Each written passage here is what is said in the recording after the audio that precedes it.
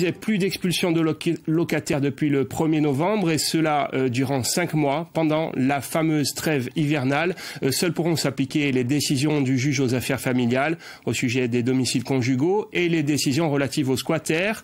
En Corse, le nombre d'expulsions pour non-paiement des loyers est très faible, mais les associations de lutte contre la précarité constatent une dégradation sociale qui pourrait bouleverser les choses. Explication de Caroline Ferrer avec Morgane Plouchard.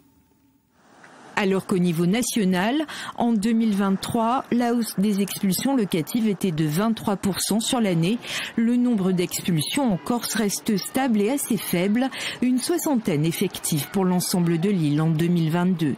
Sur les 2000 familles suivies par le Secours populaire dans l'île, moins de 5 sont en situation d'être expulsées, mais aucune ne l'a été. Les acteurs, selon le président de l'association, s'inscriraient dans une logique de médiation. Il est indispensable, quand il y a un impayé, tout de suite de mettre en marche un plan de remboursement pour apurer la dette. Pour ça, si c'est un bailleur social, c'est en général le travailleur social du bailleur qui s'en occupe.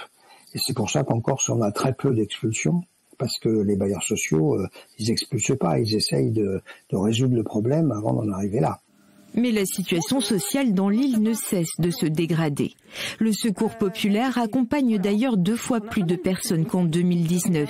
Et la nouvelle loi Gasbarian qui simplifie les expulsions locatives ainsi qu'une alerte lancée par la Fondation l'Abbé Pierre font peser une nouvelle épée de Damoclès sur les plus précaires.